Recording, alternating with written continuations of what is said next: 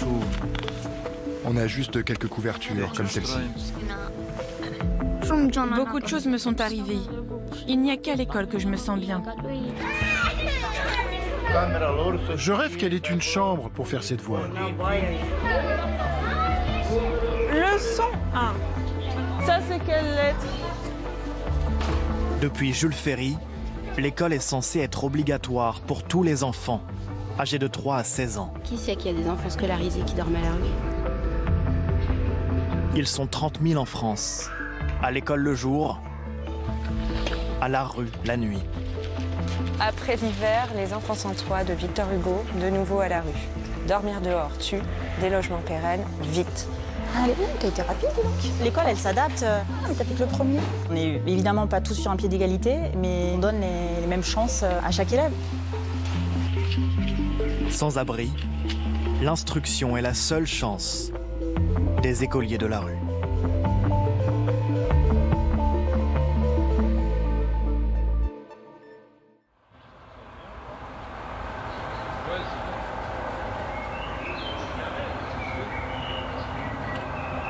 Sortie de classe à Lyon, il y a un an. Ni masque, ni couvre-feu, ni confinement.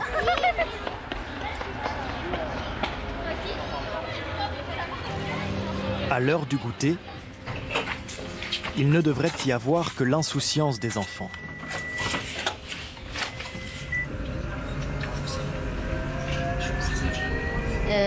Je m'appelle Henrik, j'ai 10 ans. Je suis arrivée ici en 2019. Je viens d'Albanie.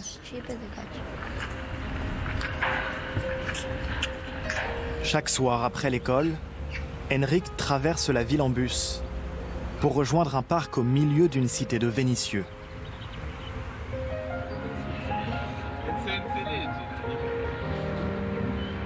Comme depuis 9 mois, c'est ici qu'il passera la nuit, avec sa famille. Ça fait 1 an que nous sommes à Lyon. Nous avons dû changer plusieurs fois d'endroit où dormir. Ici, il y a un immeuble abandonné après un incendie, un squat en quelque sorte. Mais nous y allons plus tard dans la nuit, car il y a souvent des dealers dans cet immeuble. Et s'ils nous voient, on peut avoir des problèmes, soit avec eux, soit avec la police. Henrik et sa famille sont arrivés d'Albanie dans l'espoir de trouver ici une vie meilleure. Mais leur demande d'asile a été rejetée. Ils se retrouvent sans papier et sans abri. On a quelques couvertures, comme celle-ci. Les autres ont disparu. La police les a prises. Ils ont aussi pris la voiture et tout ce que nous avions à l'intérieur. Nous mettons celle-ci au sol, comme un matelas, et on se couvre avec cette couette. Il n'y a qu'à l'école que je me sens bien. Je suis mieux là-bas. Dès que j'arrive ici, je n'ai plus rien à faire. Et j'ai peur. Beaucoup de choses nous sont arrivées. Regarde, comment peut-on dormir ici? Comment trouver à manger, à boire? Que faire ici dehors? J'ai droit à un avenir. Ne pleure pas, mon fils. Il ne faut pas pleurer.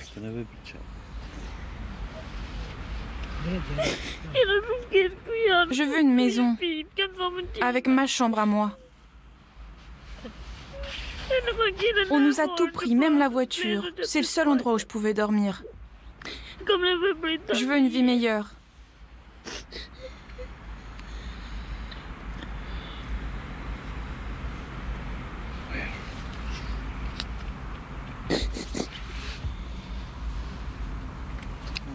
J'ai mal quand je l'entends prononcer ces mots. Mon cœur saigne. Mais que faire? Dites-moi, est-ce qu'il existe un parent qui ne souhaite pas le meilleur pour son enfant?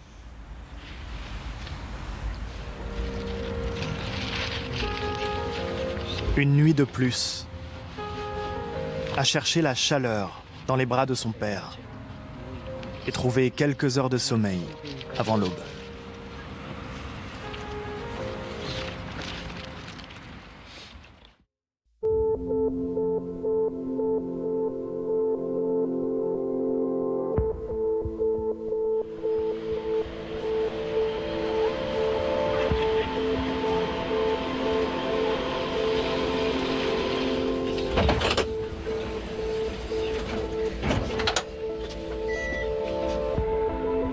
À l'école Victor Hugo, où Henrik est scolarisé, un enseignant sait qu'il est sans abri.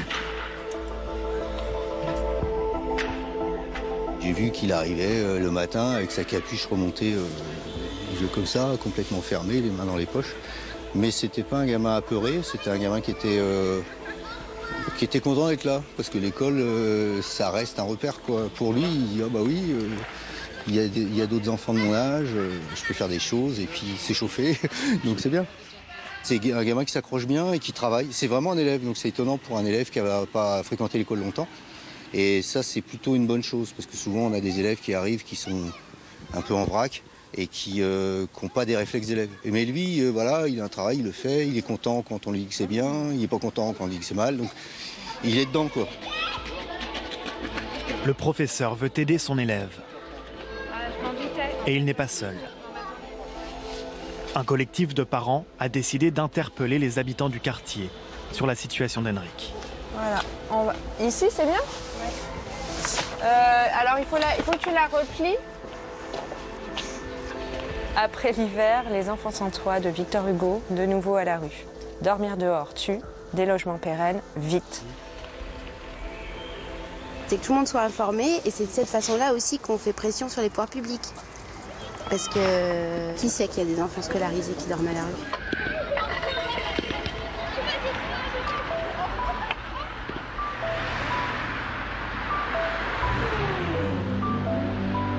Si le logement n'est pas toujours un droit, l'école est censée être obligatoire.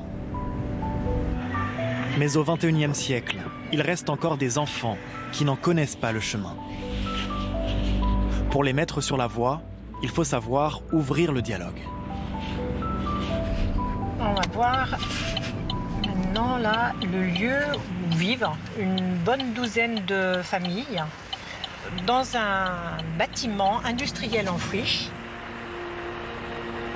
Ce jour-là, Berthe, l'ancienne infirmière psy, se rend dans un squat de Rome, près de Lyon.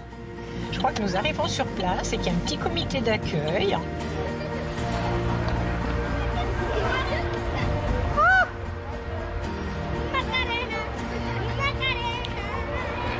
Qu'est-ce que tu as fait de tes cheveux? Bonjour. Qu'est-ce que tu as fait de tes cheveux? Ah. À bientôt. Monsieur Hara. Ça va? D'accord. Maman, elle est là? Et la maman? Oui.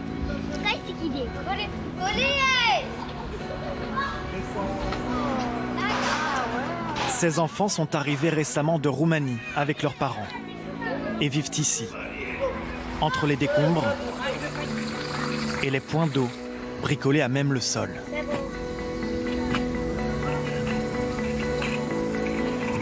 Alors l'école est bien loin des préoccupations du quotidien. Berthe doit convaincre les parents un à un pour qu'ils y inscrivent leurs enfants. Oh, bonjour. Ça va? Oui, merci. Voilà, ce sont mes enfants. Oh là là, bah dites donc, hein. Je suis venue apporter les papiers dont vous aviez besoin. Les papiers, les certificats de scolarisation. Oui. Oh, bonjour. Les parents ne maîtrisent ni la langue française, ni la marche à suivre pour inscrire leurs enfants à l'école.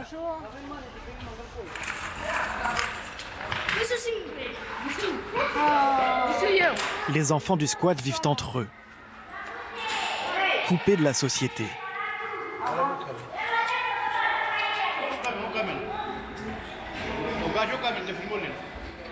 Berthe est leur seul lien avec le monde extérieur. Bon appétit. Je mange. Madame Oïta. Ça, c'est les certificats de scolarisation. D'accord? Il y a pour Florina, il y a pour Fessuara et celui-ci pour Maria. Donc je vous les donne tous les trois. D'accord? Donc, hein, c'est bien rangé vos affaires. Hein? Bravo. Hein? Dans ses affaires, le précieux sésame pour ouvrir les portes de l'école à ses enfants. Nadia, 7 ans, vient d'obtenir une place en primaire, en cours préparatoire. Demain, Lounet, c'est école, hein? Oui. Ah oui, hein? Demain, tu vas à l'école. Ah oui, école, hein? Lounet, tu manges. Mardi, tu manges. Mercredi, tu manges pas. Tu viens là. Oui. Mercredi. Mercredi. À quelle heure elle revient mercredi?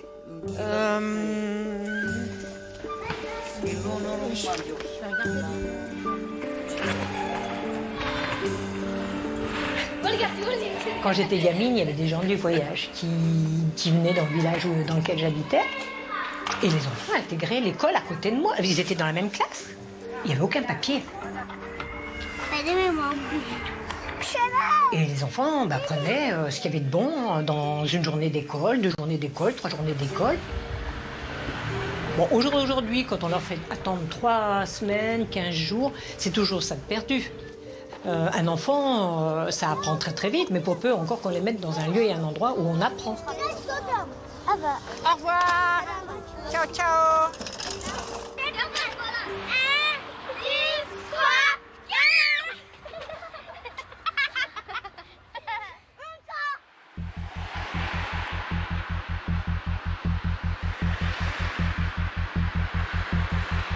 Depuis plusieurs jours, le collectif de parents d'élèves de l'école Victor Hugo prépare une opération secrète.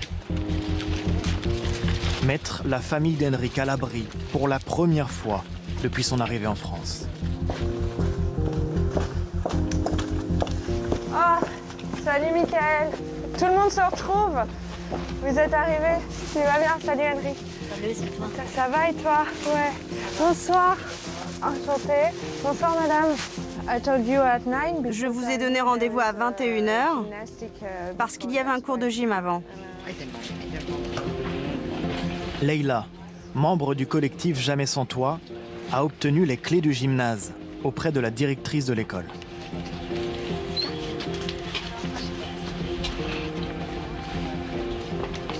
On peut les mettre ici? Tous ensemble?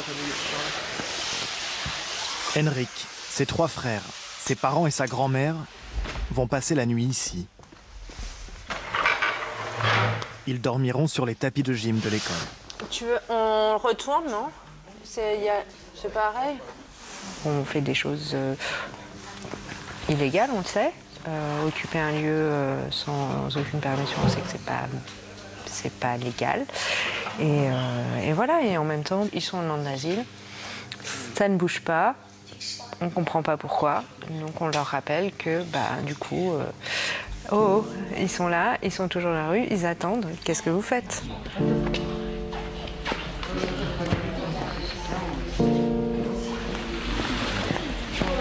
Je vais dormir ici. J'ai déjà choisi mon lit. Je suis super content. C'est normal pour un sans-abri d'être heureux. On est hébergés. C'est ma première nuit au chaud. C'est que du fromage. OK? Different fromages. French fromages. It's les fromages français sont parfois un peu forts. OK. Avec du pain, Henrik? Hein? Tiens. Une drippe, non? Non. C'est quoi votre... C'est vraiment une grande surprise. Je ne m'attendais pas à ce qu'une telle chose puisse nous arriver. Je suis si heureux. Ces personnes, elles s'intéressent vraiment à mon enfant, elles s'occupent de lui. Moi, vous savez, j'ai beaucoup de mal à lui apporter de la stabilité. Mais je sais qu'ici, il est bien entouré. Et grâce à ça, il pourra poursuivre sa scolarité. Je vais pouvoir t'accompagner à l'école demain. Non. Demain, j'y vais avec maman. Bon, d'accord. Allez, tu vas l'aider.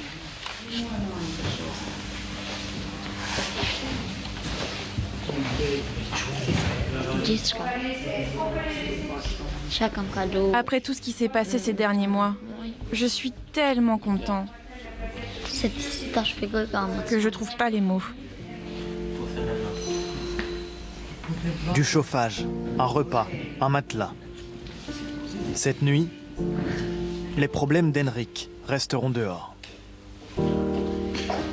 L'association a prévu d'héberger la famille plusieurs nuits d'affilée, jusqu'à ce qu'un hébergement d'urgence leur soit proposé par la métropole.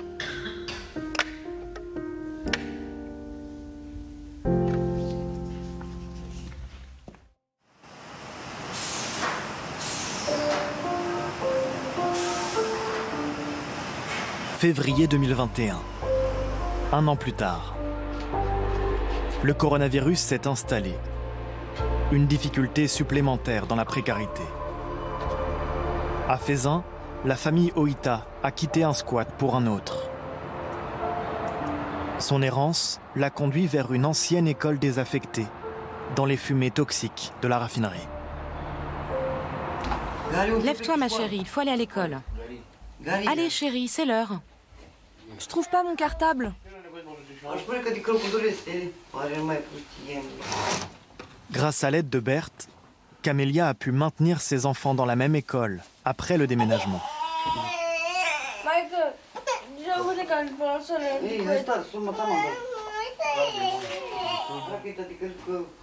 Va te laver le visage maintenant. Et frotte bien. Ce matin encore, les 3 sœurs ne prendront pas de petit déjeuner.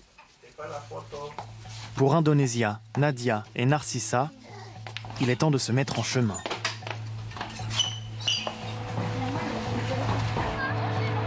Par chance, l'école n'est plus qu'à quelques minutes de marche.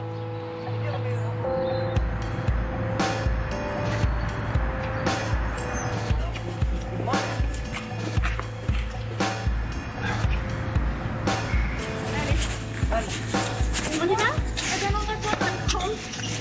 Allez, allez.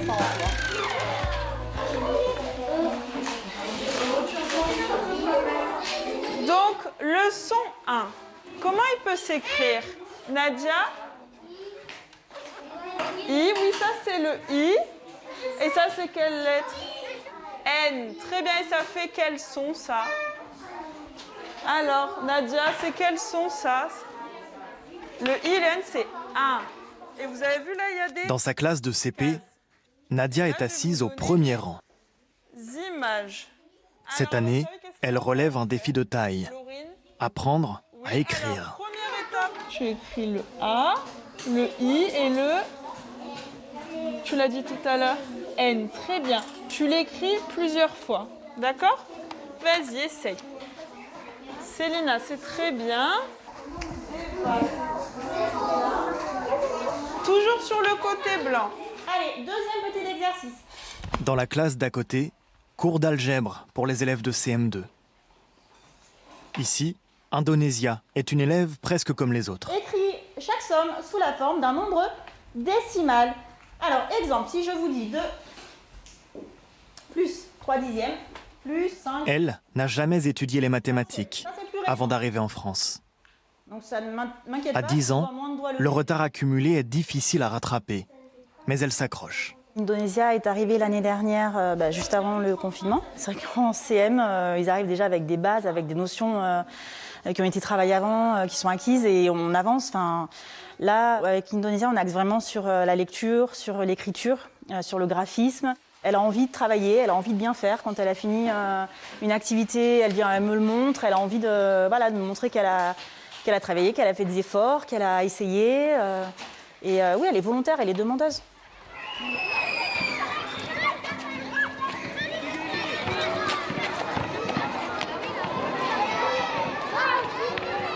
L'école, elle s'adapte. Gommer les différences, non. Les différences sont là. On n'est pas là pour lisser nos élèves. Au contraire, c'est prendre les différences de chacun et faire en sorte que chacun puisse s'épanouir. Moi, je suis convaincue que tout le monde a sa place. Et voilà, on le fait avec les personnalités, le contexte. On n'est évidemment pas tous sur un pied d'égalité, mais on donne les mêmes chances à chaque élève.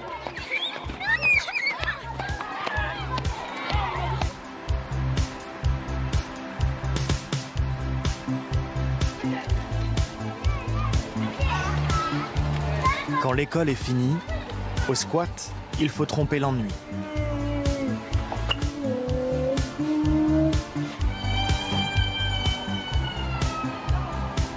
Parfois, les devoirs s'écrivent sur les murs. A, B, C, D, U, E, G, H, I, J, K, L, M, N, O, P, Q, R, S, T, U, V.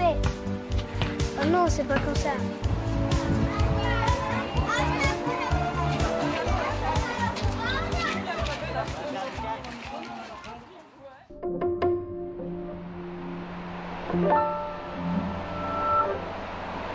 Après l'occupation du gymnase par le collectif Jamais sans toi, la métropole de Lyon a finalement ouvert un hébergement d'urgence pour une famille de sans-abri.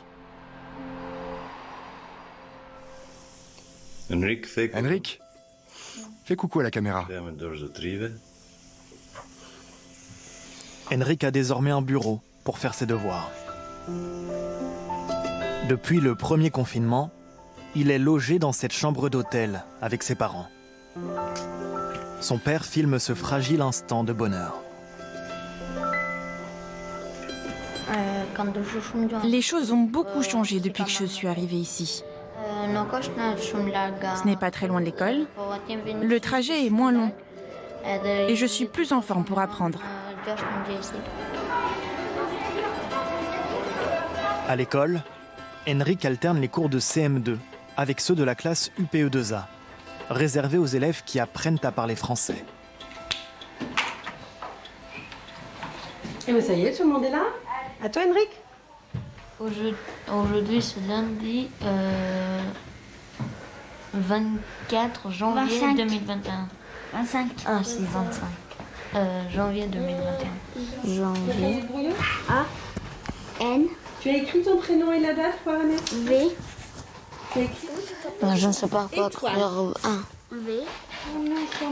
Mais ça, comment ça fait ça? On redit une fois les mots ou c'est pas la peine? Ok, comme tu veux. On redit une fois. Alors, celui-ci, c'est quoi?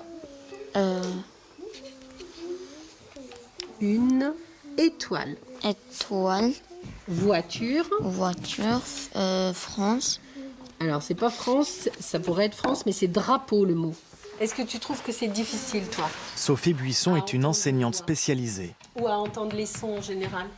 Elle vient 2 jours par semaine faire la classe aux 7 élèves de langue étrangère. Non, Henrik, il ne sait pas. Qui peut lui expliquer? Disons qu'Henrik, la particularité, c'est qu'il n'est pas allé à l'école dans son pays d'origine, donc il a démarré l'école ici en France. Les autres enfants, ils ont appris à lire dans leur langue, donc en fait, ils font après des va-et-vient sur les mécanismes de lecture. Tandis que lui, il initie tout, donc c'est forcément plus difficile et plus lent. Vous racontez tous les deux? Allez, tous les deux boucles d'or. Non, pas les 3 petits cochons. Ils vont raconter l'histoire de boucles d'or. La fille est ferme. Allez, installe bien, Henrik. Il était une fois une petite fille, il s'appelle Boucle d'oreille. Après, je arrivais 3 ours, une grande ours, une moyenne ours et une petite. Ok, allez. Oh là là, regardez, mon chaise, je sors la fenêtre.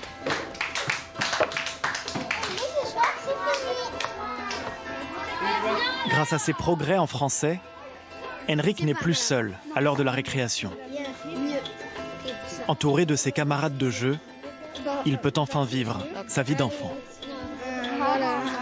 Yes. Non, toi, c'est pas tout. Tu veux le mettre là? Non. Échec. Moi, j'aime bien jouer avec lui et avec les autres parce que je trouve qu'il s'est beaucoup amélioré comparé au tout début quand il est venu à l'école. Avant, il savait pas trop bien parler le français et en moins d'1 an, il a réussi à développer beaucoup de mots et apprendre plein de trucs. C'est juste ça. Je trouve qu'il est très fort parce que moi, je savais pas qu'on pouvait parler aussi vite une langue qu'on connaît pas. Lui qui n'a jamais connu l'instruction publique en Albanie a trouvé un refuge à l'école de la République.